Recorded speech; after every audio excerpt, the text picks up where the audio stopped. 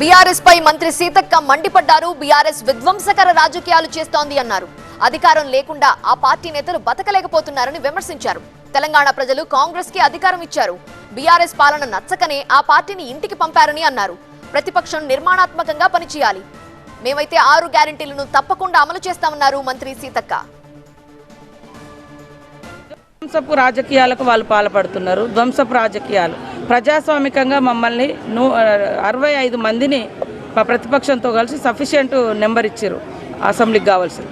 అంటే ఎంతసేపు కూలుస్తాం అంటే అధికారం లేకుంటే వాళ్ళు ఒక్కరోజు కూడా బతకలేకపోతున్నారు అనడానికి ఇది ఒక నిదర్శనం. అంటే ముఖ్యమంత్రి గారు అధికారం ఉంటే తప్ప బయటికి ప్రజలకు అంటే గతంలో ఆయన కేసీఆర్ గారు ముఖ్యమంత్రిగా ఉంటే తప్ప బయటికి రాడు అనేది వాళ్ళు గత 9 సంవత్సరాలుగా గడిలలో ఉండి పరిపాలించారు. ఇప్పుడు కూడా అధికారం లేదు కాబట్టి కనీసము అసెంబ్లీకి వచ్చి వారు ఎమ్మెల్యేగా కూడా ప్రమాణం చేయలేకపోతున్నారు. అంటే ప్రజాస్వామ్యాన్ని ఎడిదీసుకోపోతున్నారు. రాష్ట్ర ప్రజలు ఆలోచించాలి.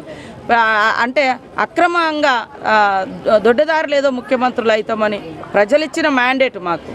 దాన్ని అట్లా మాట్లాడడం అనేది కొద్దిగా మైండ్ ఉండాలి, మెదడు ఉండాలి. వాళ్ళకి బుద్ధిగా పనిచేయి. ప్రతిపక్షంగా నీకు ప్రతిపక్ష హోదా ఇచ్చారు. ప్రతిపక్షంగా పనిచేయి, నిర్మాణాత్మక ప్రతిపక్షంగా ఉండండి. ప్రజలు మీ ప్రతిపక్ష పాత్రను హర్షించినప్పుడు మీకు ఎప్పుడైనా అవకాశం వచ్చినప్పుడు స్ట్రేట్ ఫార్వర్డ్గా ప్రజాస్వామికయుతంగా రావాలి తప్ప దొడ్డిదారిన ప్రభుత్వాలను కూల్చే కుట్రలు మానుకోండి అని చెప్తున్నాను.